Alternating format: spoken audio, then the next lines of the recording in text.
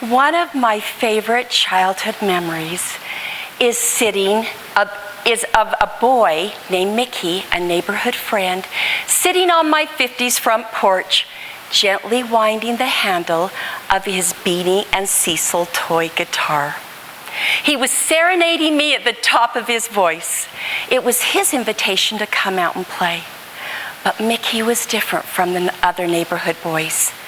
Mickey had an extra chromosome. That was difficult for some of the neighborhood boys to understand. It was difficult for them to understand Down syndrome. It was difficult for me, but quickly his ability to reach out to me in friendship far outweighed that extra chromosome. I don't know why I was afforded the opportunity to meet Mickey at that young age, but it changed me.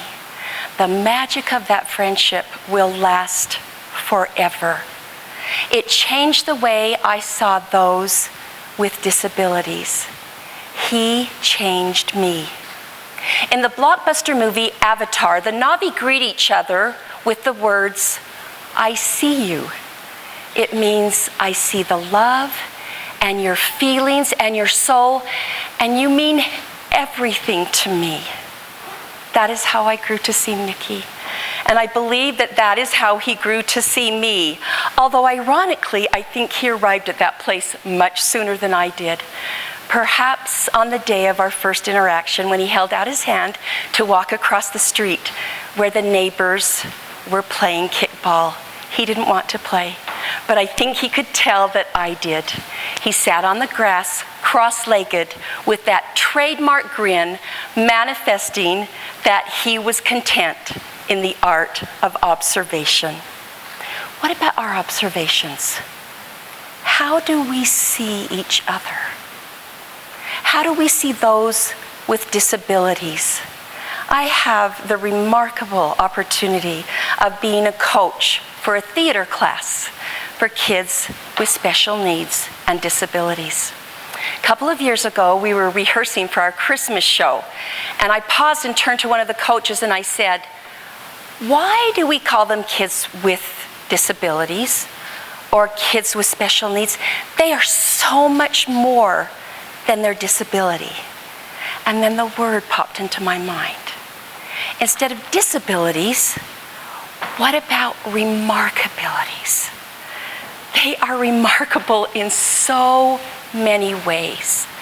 Their ability to reach out in love, their awareness of each other is so keen. I think their traits of withholding judgment are so remarkable. I have never been asked about my credentials, sized up for my body shape, or asked what kind of car I drive by any of my friends with remarkabilities. I have, however, been asked if I like the Utes or the Cougars. Their lack of judgment is completely and utterly remarkable. Several weeks later, at the Christmas show, I was explaining to the parents that our class was no longer for kids with special needs. There was an audible gasp, and so I quickly continued. This is going to be a class for kids with remarkabilities. I did not expect the response. There was thunderous applause. I did not realize that it would strike that kind of a chord. Afterwards, dozens of parents came up to me, thanking me for that change.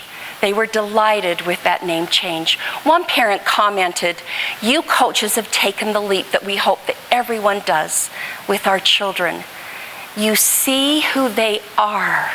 You see what they can do with all their unique superpowers." There are a plethora of stories detailing my friends' superpowers. I could keep you here for the rest of the night, but I will share 3 today. Meet Mark. Mark has been confined to a wheelchair for over 3 decades due to a rare genetic disease that has robbed him of most of his muscle function. But sitting in that wheelchair is a young man with a brilliant mind. He comprehends all that you and I do, and then some. However, his ability to verbalize his understanding is difficult. But if you will stop, if you will listen, he will communicate. His beautiful mother may have to help you understand what he is trying to say, but it is usually succinct and almost always profound. Over a decade ago, Mark wrote a song called Tell Me Why. It asked questions about why he would have to spend this life in his body. A popular local songwriter put the words to music. Some of the lyrics go like this: I cannot talk or walk or run or sing and play and have some fun. I question why I have to be in a body where I am not free. And sometimes this is very hard to see, why this has happened to me. At the end of the song, Mark answers his own questions. Then I remember who I am, and I will give my life my best with special things that I can do to share God's love and light with you.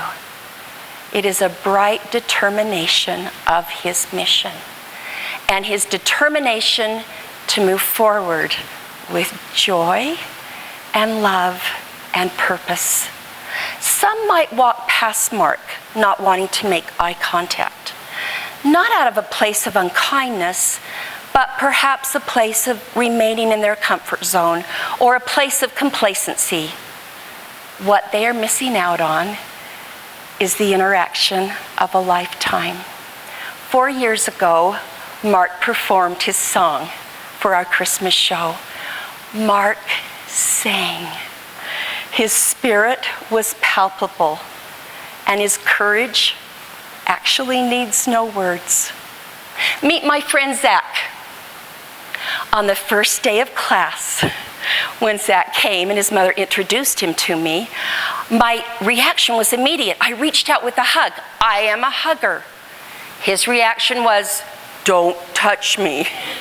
I backed away and quickly apologized for invading his space. Many children living with autism have a difficult time with touch, and I knew that, and I forgot to respect it. So for the next year, we interacted at arm's length. And then unexpectedly one day, he came up to me and said, "I like you. You can give me a hug." I seized the moment. 2 years ago, as we were preparing to cast our show for Joseph and the Amazing Technicolor Dreamcoat, the idea kept swirling in my head. Zack is supposed to be Joseph. Oh, could I ask that of him? Would he even want to? He said yes. His darling mother was elated, and she spent the next 5 months with him memorizing the massive amount of lines and lyrics required of Joseph. Every session ended with ice cream. Wise mother. This is Zack as Joseph. Zack gifted us with a Tony Award-winning performance. He knew every word. His parents said that as he performed, it was as if the autism had been stripped away. In one particular scene, Zack announces to his brothers that it is he, their forgotten brother.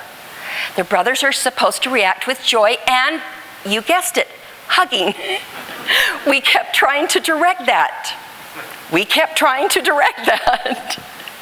Probably the most powerful moment of that show was when that scene came and Zack, the non-hugger, unabashedly embraced his brothers, several of them falling to their knees in genuine tears as the message of love and forgiveness flowed. Meet Katy.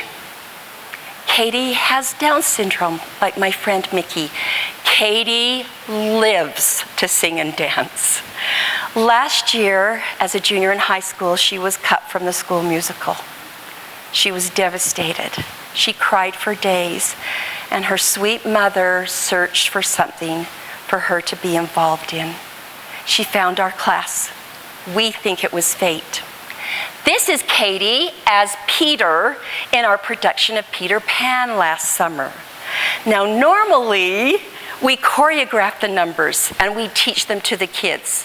However, with Katy, that was not necessary.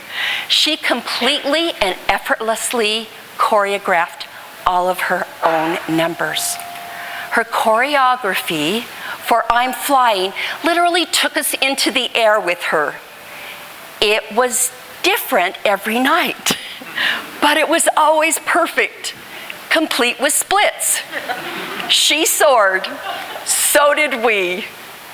The paradigm shift from seeing a disability to seeing a remarkability is living life on a new level. It is seen with new eyes. It doesn't mean we ignore the importance of accommodations for our friends. Handicap access and essential accommodations are vital, and our society has recognized that. But take the leap. Look beyond the disabilities. See them. They are so much more than their circumstance. See their superpowers. How do we see? How do we see their superpowers? Terry Tillman, a human resource consultant, tells a story. 20 years ago, he was on safari in Africa, and he kept noticing this recurring event among the indigenous people. When they came upon each other, they would stop, pause, look at each other's faces, and look into each other's eyes for 5 to 15 seconds, say something, and then move on in their journey. He was noticing this in populated villages and remote areas. After several weeks of observing this, he said to his guide, "What are they doing?" And the guide said, "Well, they're greeting each other." "What are they saying?" Terry asked. One says, "I see you." The other, connecting through the eyes, says, "I am here." We can do that. We can do that with each other. We can practice that with those with disabilities. When we connect on that level, we see. When my oldest son was 5 years old, he was sharing a passionate story with me. I, however, was preoccupied. Those sweet, chubby hands grabbed my cheeks, turned my face towards his, and he looked at me directly in the eyes and he said, "Mommy, listen to me. Listen with your eyes." When we stop and see someone, we are listening with our eyes. We are giving our heart. We are investing in our shared humanity and celebrating what is similar and what is different, and that there is abundant joy in that. Seize the moment to see. Don't let the power of a moment slip away. Experience a genuine encounter. You might even ask for a hug. And if you want your life to be changed, power forward and nourish that friendship. Coaches come and go in our program. Some find it uncomfortable and move on, and that's okay. Those who choose to work past their fears find themselves in a new comfort zone, in a new love zone, and they are changed. We have traveled far in our society. We have traveled into a safer, kinder, more compassionate realm. The institutions of the past are now defunct. We no longer hide our peers with disabilities, but there is still more territory to conquer. I have listened to the Song of Selflessness from Mark. I have had enhanced vision about chasing your dreams from Katy. I have been embraced by the power of joy from Zack. What is truly remarkable is that what you will gain far outweighs what you will ever give. I learned this from Mickey on my front porch as a little girl. Will you see with new eyes? Will you go out and look for all the remarkabilities around you?